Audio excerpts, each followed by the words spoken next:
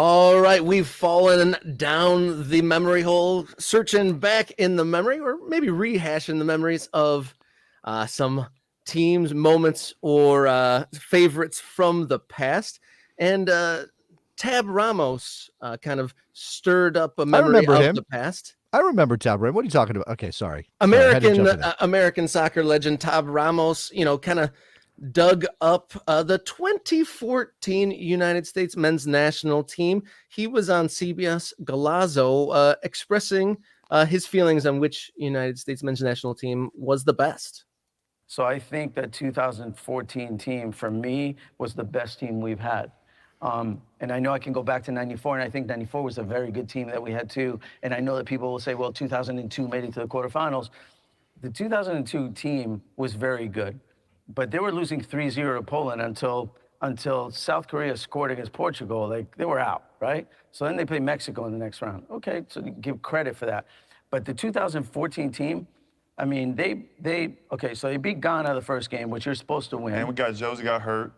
Josie got hurt. He was our target striker. Then I had to play target, which is not my best position. I'm more of a withdrawn type forward. We became a one-forward team with like 5 across the middle. Before we were a 4-4-2. Yeah. So it changed everything within. He got hurt in 10 minutes, right? Exactly. I mean, but that was like. I'm going to pause it here, Robert. I mean, this is obviously a long interview. If you want to go watch Golazo and Tab, and I need to watch the entire thing, right? I want to watch. I love Tab Ramos. Had many chances over the years to talk to him. Obviously, as you said, an American soccer legend. And look, with Clint Dempsey there, I do think it's probably, look, this isn't a court of law. We're not talking about, this isn't some journalistic integrity question, but it's really kind of not. There's a built-in thing happening here because Tab Ramos is saying that the team that Clint Dempsey played on in 2014 at the World Cup was the best version of the U.S. men's national team. What is Clint Dempsey going to say? No, you're wrong. No, Tab, you're completely wrong, Tab. And there's obviously like those elements of circumstance, right? The ones that Tab brought up or Clint brought up there with Josie Altidore getting hurt in the first 10 minutes of that game against Ghana, the opening game of the World Cup in Brazil in 2014. Clint had scored in the first, 2 minutes of that game? I can picture that goal in my head. I remember getting to my friend's house and turning it on at that moment when that happened. I'm glad you didn't miss it. That would have been terrible if you missed it. That was probably honestly at that point the most spectacular American goal I could have thought of at that moment. It was incredible. And then obviously that game ends with John Brooks. John Brooks on a set piece, winning the game for the United States. Equalizing. Was it 2-1? And then no, we won that game. I'm sorry, we won that game. Mm-hmm. Beating Ghana, as Tab was saying. The opening game of the 2014 World Cup. And I guess for like a little bit of context, this team, if you didn't watch this really got people excited to a whole nother level, I think, about the national team and seeing us, the United States, that is, really go against some quality teams and really take them on toe to toe and, produce some really fun moments. So there's a couple things at work here. I mean, again, Tab brings up 2002 because that team made the deepest run in a World Cup in the modern era for the United States. Yeah. And then he kind of dings that team by saying, well, we lost to Poland 3-0. We needed help to get into the round of 16. Then we played a team we knew very well already in Mexico. So that's not the best team because of circumstances. And then he says 2014, well, that team didn't go as far, but we lost Josie Altidore to injury right away. We were obviously in an that's one of the big. Is that one of the biggest what ifs in is Altidore getting hurt? One of the biggest what ifs for American soccer? Yeah, probably. That was peak Josie Altidore. What was he? 23, 24 years old at that point. I mean, that was peak Josie Altidore. We were excited for that team. I think this gets into individual players and the talent that was available to Jurgen Klinsmann, as opposed to Bruce Arena in 2002 or obviously Greg Berhalter in 2022, which I will say on paper, talent-wise, is still the best team we've ever had. I'm not saying they played as the best team. I'm saying individual player for player. The talent was the highest in 2022. I still believe that. But I understand what Tab is saying because he's not really saying that individually this was the best group. He's saying they played as a unit. They probably played the best kind of football that we've ever seen, or soccer that we've ever seen in the United States play. I don't know. Is that how you took that? I think so. Looking at the roster, I think that there's certainly some player positions where we'd snatch that in a moment.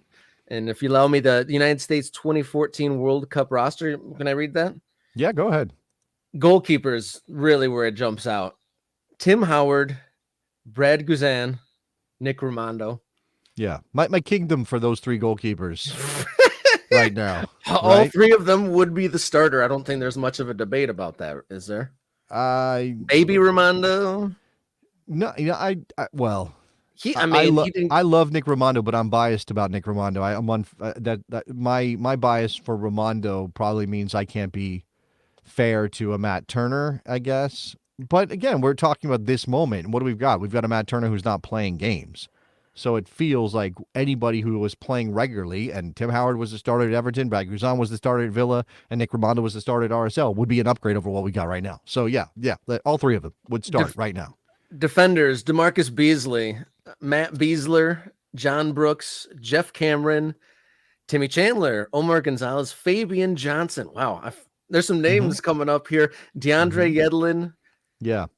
So this group, I think DeMarcus Beasley was a fine left back. I think Anthony Robinson's a better left back than DeMarcus Beasley. And DeMarcus Beasley obviously didn't start as a left back in his career. So this was at a point when he had switched positions. Matt Beasler, a nice player in Major League Soccer, pretty good player. We know John Brooks was very young. Again, came on as a sub in that game, I think, and scored the winner. Jeff Cameron, that was the best version of Jeff Cameron, I think. Yeah. Timmy Chandler was a good player. He never really showed it for the national team. I do think it's tough because you have to go game for game and go back and look and say, okay, when was he good? When was he bad? I think probably people forget how good Omar Gonzalez was in 2014 because of what happened 3 years later in 2017 and obviously drifting away from the national team. But he was pretty good. I mean, thinking about it now, Omar Gonzalez, not better than Tim Ream, although, again, Tim Ream is now an MLS player and his career is winding down. Anybody else in that group? Chris Richards. Who else are we talking about? Cameron Carter-Vickers. Who am I missing? Austin Trusty, not even a national team starter or even a fixture now. I'm probably missing a center back or two that are available right now to Mauricio Pochettino. I don't know. I might take Omar at this point. And Fabian Johnson. Fabian Johnson was a very, very, very good soccer player at that point in his career and probably would walk into the U.S. men's national team right now. Yeah, definitely. That was a name I did actually send down the memory hole. Fabian Johnson, quality player. Moving into the midfield, there's probably some names that the team would take now. A lot of players in their peak all at the same time. Kyle Beckerman, Alejandro Bedoya, Michael Bradley, Brad Davis, Mix Diskerud, Julian Green. Julian Green's quite the name. Jermaine Jones and Graham Zusi. Yeah, I mean, look, lots of us remember that as the World Cup where Klinsmann left Landon Donovan at home and took Julian Green. And I don't even like this. I don't even the petty thing to do would be to say, well, look at Julian Green's career since then. What has he done? He scored some goals. Not a ton for the national team. Not a ton, and he turned into a sort of a box to box, but not even really an attacking player at all in his career in Germany, playing at Greuther Fürth. Is that right? And he's in the second division, I think. And he's been mostly a second division player during his career. Nothing to sneeze at, but he wasn't what we thought he was going to be. I mean, he hasn't been what we thought he was going to be back in 2014. Diskerud, that was still pretty early. It was at Rosenborg. Brad Davis, I love Brad Davis in MLS. Not sure he's a national team caliber player in the modern era. Michael Bradley had already moved to TFC, but was still very good. That was still pretty early in his TFC experience, if I remember correctly. Yeah. So I loved Michael Bradley as a player. I think he's underrated by national team fans historically. That's a memory hole issue for me. Bedoya, Beckerman was a breakout kind of player at that World Cup. He kind of had Pablo Mastroeni 2002 vibes about him. But I don't know that you would put him in the team now as good as he was in Major League Soccer. obviously we know Jermaine Jones is probably an all-timer in terms of talent for the U.S. men's national team. And he hit one of the best goals we've ever seen in that tournament against Portugal. Yeah. Yeah. If you compared it to our midfield now with McKennie, with Yunus Musa, if Tyler Adams was healthy, I know he's not, and it kind of feels weird to consider him because he's not. But Tyler Adams, look at El Torre, Johnny Cardoso, Gio Reyna obviously playing in midfield mostly recently for the national team. I don't think this midfield's better. I don't think it's better man for man, but it certainly had more functionality across it. Because if you have Bradley and Jones, who struggled a little bit to play together, but you have Bradley and Jones, you have two very smart, very talented footballers, and that kind of trumps everything else. World Cup 2014's forward class: Josie Altidore, Clint Dempsey, Aaron Johansson, and Chris Wondolowski. Some names there, buddy. Yeah, man. Look, everybody loves Clint. I guess we already talked about his goal in the opener against Ghana. Josie got hurt. Way too soon. Yeah. Yeah. I mean, I forgot that he was already at Sunderland, which is obviously a disaster for him in terms of output. Not the experience that he wanted. Aaron Johansson, man, he had kind of burst onto the scene. I'm trying to place him in his moment. He was at AZ at that point. Alkmaar. Wondolowski, who misses the opportunity against Belgium, which will always dog him, unfortunately. I mean, it is one of those what ifs of American soccer history. Not just if Josie Altidore stays healthy in that tournament, but what if Chris Wondolowski scores against Belgium? We got played off the park by Belgium, though, right? To come back to what Tab said, absolutely played off the park by Belgium. And if not for Tim Howard, it would have been 4-5. I don't love that because you just don't know. But Tim Howard did make 18 saves or something ridiculous in that game. And I think that does push back against this notion that this is the best U.S. men's national team we've ever seen. Except that really it's like that could be the best, and they could get still whooped by Belgium, which had a ton of talent at the time.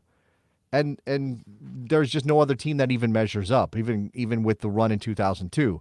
And it's really hard to make an argument about a team that 98 finished basically dead last at the World Cup, a team in 2006 got bounced in the group stage, had some nice moments, but got bounced in the group stage. 2010, there are some names on that list. If we went back and looked at the 2010 team, that would be like, wow, that player went to a World Cup. I kind of can't believe that player went to a World Cup. No offense. And then what? We missed a World Cup in 2022, which I again argue man for man is the most talented, but it doesn't mean that it's a better team. Maybe Tab is right. Maybe I've talked myself into this. Maybe Tab is right. Yeah, he's not far off, to be fair. And to kind of tie a bow on it, which team produced the most memories? I mean, in 2014, Clint Dempsey produced that sick drag back opening goal in the early moments against Ghana. In the next game, Jermaine Jones produces, another top 3 all-time goal with the Rocket against Portugal, and then pushing Belgium to extra time, all top moments. How would you compare those like big standout memories compared to the current team? Yeah, I mean, I guess you can't really hang your hat on any particular moment for this U.S. I mean, Christian Pulisic putting his ability to procreate on the line is a memory. That's still in there. Tim Weah's goal was good. Tim Weah, sure. Yeah, absolutely. Yeah, the way it ended against the Dutch puts a damper on the whole thing. Now, again, and the way it ended against Belgium shouldn't feel better, but because it went to extra time and because there was an opportunity to win it on the foot of Wondolowski, I think it probably gives us a rose-colored glasses view of how that tournament went relative to 2022. Yeah. There was just I guess there were some negative vibes around 2014 in certain places, but it feels like the negative vibes around 2022 were stronger. And obviously, like after the fact, now we're all biased by what happened with Gio, right? And then obviously that sort of breaks during the tournament. We come out of the tournament, we find out Berhalter gets pulled into the investigation because of the rain. Like all of that has an impact on how we feel about a team. And because the World Cup only happens 4 years, these things are magnified in a way that I think is fascinating to think about.